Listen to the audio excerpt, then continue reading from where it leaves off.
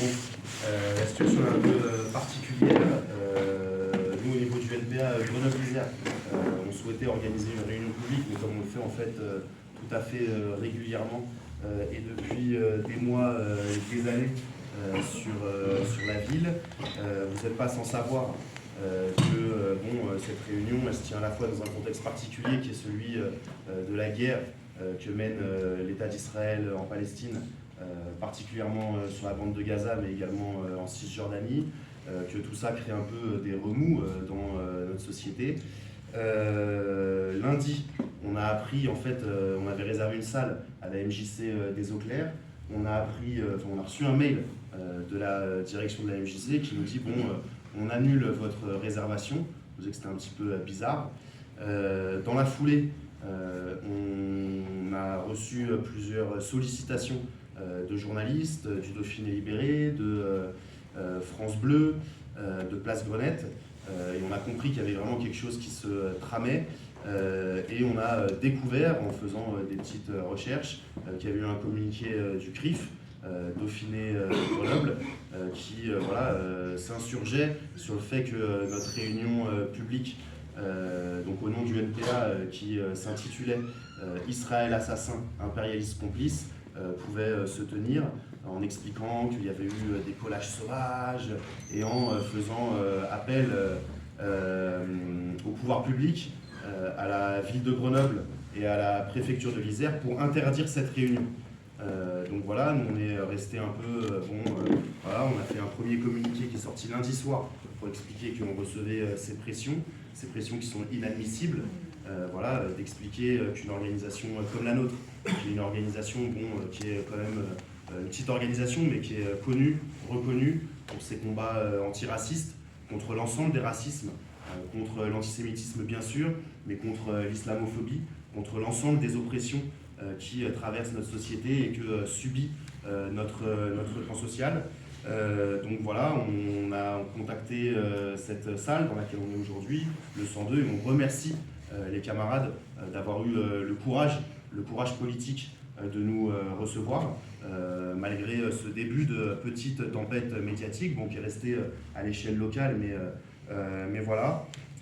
Et hier soir, alors qu'on était sur les derniers préparatifs, on se dit on va quand même vérifier, parce qu'on sait qu'on a un nouveau préfet, ils ont des méthodes quand même, ces gens-là, tout à fait particulières, et en allant voir sur leur site, sur le recueil des actes administratifs, on se rend compte que notre réunion, elle est interdite. Tout ça sans aucune notification. Et c'est quand même, il faut prendre la mesure de tout ce que c'est. Déjà c'est grave d'interdire une manifestation, mais là c'est la réunion publique d'une organisation politique qui est interdite sans même que ce soit notifié à ses militants. Donc on s'est retrouvé dans cette situation-là hier soir, de comprendre ça. On a écrit un autre communiqué pour expliquer que pour nous c'est juste pas possible que ça se passe comme ça et qu'on se laisse pas faire. C'est-à-dire que nous, quand l'État il tente de nous réprimer, quand il tente de faire qu'on ne peut pas manifester, quand il tente de faire qu'on ne peut pas discuter simplement entre nous partager des idées, bien sûr des idées qui sont liées à une orientation politique, qui sont liées au fait qu'on pense qu'il faut manifester, au fait qu'il faut un mouvement de masse contre la guerre, et que cette mobilisation qu'il y a à Grenoble, elle s'inscrit dans une mobilisation plus large en France, mais elle s'inscrit dans une mobilisation internationale, en Europe, partout, au Proche-Orient, au Moyen-Orient, en Afrique, en Asie, en Amérique. Donc voilà, nous directement on a annoncé qu'on allait attaquer cette décision de la préfecture. On a fait ce qu'on appelle un référé liberté. On a travaillé d'arrache-pied toute la soirée, une partie de la nuit, toute la matinée avec nos avocates. On a déposé ce référé liberté aujourd'hui en début d'après-midi. Et là, un peu stupeur, quoi. C'est-à-dire que nous, il y avait un peu deux solutions qu'on avait anticipées. La première, on pensait vraiment qu'on allait gagner parce que la décision, elle est infondée. Enfin, allez voir l'arrêté de la préfecture qui explique le plan Vigipirate urgence, il n'y aurait pas assez de policiers pour nous protéger. Nous, on n'a jamais demandé à la police de protéger aucune de nos réunions.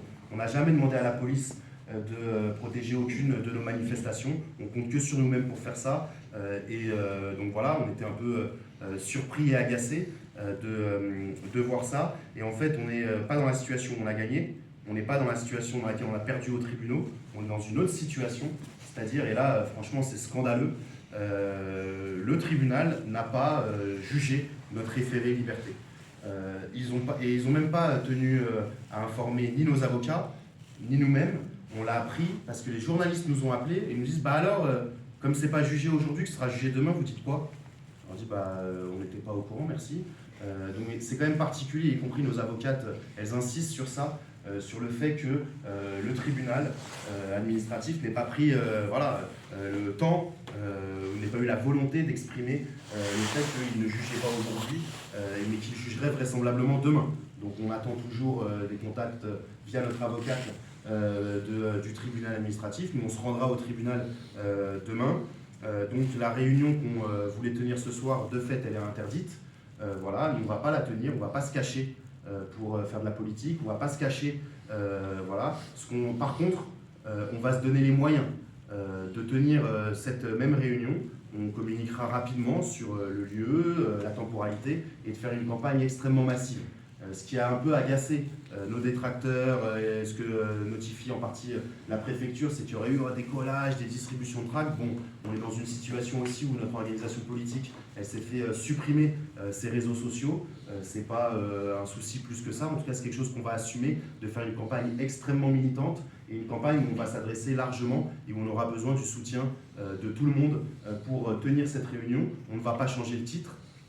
Oui, on pense que la politique de Netanyahou, la politique d'extrême droite du gouvernement israélien, elle est responsable de milliers de morts. C'est 14 000 morts aujourd'hui à Gaza, une part importante d'enfants, des hôpitaux qui sont bombardés, des écoles qui sont bombardées, des camps de réfugiés qui sont bombardés. On pense que cette situation elle est inacceptable, que ça ne doit pas se faire en notre nom. Donc on va se donner les moyens de pouvoir faire tenir cette réunion. On tient à insister quand même sur le contexte, c'est-à-dire que depuis le début de cette sale guerre, il a fallu en fait se battre à tous les moments, à tous les instants pour maintenir les manifestations. Les premiers rassemblements à Grenoble comme partout, ils ont été interdits avec des prétextes fallacieux. On a dû attaquer au tribunal et en fait c'est grâce à ça qu'on peut manifester, c'est parce qu'il y a certaines organisations politiques, un cadre unitaire dans lequel nous on participe, on est fiers de participer, qui a attaqué en référé liberté ces interdictions de manifestation. On pense que le gouvernement il a une responsabilité importante dans la montée notamment de l'antisémitisme, en faisant l'amalgame entre soutien et solidarité au peuple palestinien et soutien au terrorisme, en faisant l'amalgame entre le fait d'être juif, de confession, de culture juive, et d'être un soutien inconditionnel à l'État d'Israël. En fait, aujourd'hui, il y a des juifs qui s'organisent pour exprimer une voix différente de ce à quoi on veut les assigner. On pense aux camarades de l'UJFP, aux camarades de Tzedek, qui aujourd'hui expriment le fait que ça ne doit pas être fait, cette sale guerre, au nom des Juifs. Et donc voilà, on pense que le gouvernement qui a tenté sa manifestation, que vous avez vu le 12 novembre, en essayant de rallier une forme d'unité nationale, mais une unité nationale derrière quoi? C'était une manifestation en fait pour dire soutien inconditionnel à la politique de l'État d'Israël. Et la seule unité nationale qu'ils ont réussi à gagner, c'est avec l'extrême droite du Rassemblement national qui creuse ses racines en fait dans la collaboration avec les nazis, et on n'a pas peur de le dire. Ils ont réussi à faire l'unité nationale avec quoi? Avec des milices fascistes qui ont défilé dans la même manifestation qu'eux. Donc nous on est très fiers, non seulement de ne pas avoir participé à cette mascarade soi-disant de lutte contre l'antisémitisme, mais également de l'avoir dénoncé, de ne pas être tombé dans ce piège-là que nous tend ce gouvernement qui est au service des riches, des puissants, que ce soit en France ou à l'échelle internationale.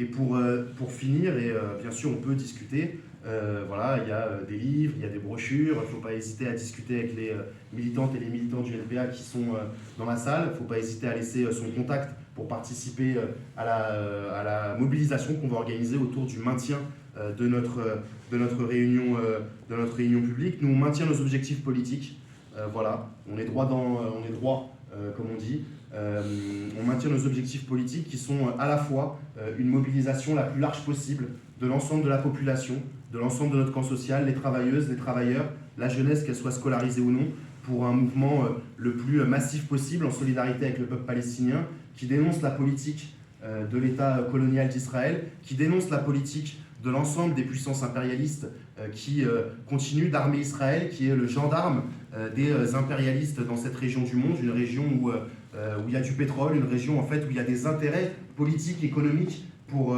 les impérialistes. On pense aux États-Unis, on pense à l'Angleterre, on pense à la France.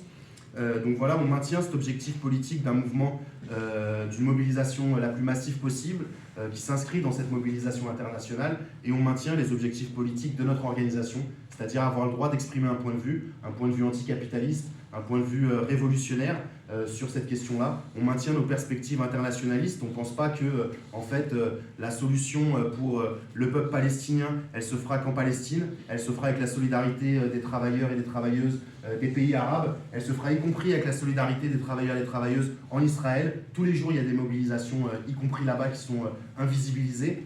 Donc on maintient ces perspectives internationalistes et voilà, on appelle au concert qui est organisé dans l'unité qui a lieu demain soir à la Bobine. On y participera comme on participe aux manifestations. On prendra part, voilà, humblement, mais on prendra notre part dans cette échéance. On appelle à continuer la mobilisation sur le campus. Il y a une projection d'un film qui va être organisée. Il y a des discussions, des assemblées générales, des initiatives qui sont prises en direction de ce secteur qui est la jeunesse. Donc on appelle à continuer ça. Et pour finir, on vous remercie vraiment chaleureusement. Voilà, les camarades des autres organisations qui sont là, les camarades qui sont des sympathisants, des sympathisantes, voilà, d'avoir, malgré cette petite tempête, en tout cas, ils ont essayé de nous faire peur. Bon, voilà, on peut un peu se tenir chaud quand même dans cette salle. On n'a pas à rougir d'avoir maintenu jusqu'au bout la possibilité de s'exprimer. Donc on vous remercie et on se donne rendez-vous dans les mobilisations et pour construire une réunion. Voilà, ils ne voulaient pas qu'il y ait une réunion à 30-40 personnes, et ben faisons-leur une réunion à 60, 70, 100, 200 personnes autour du titre Israël assassin, impérialiste complice. Merci à vous, et donc la réunion de ce soir n'aura pas lieu.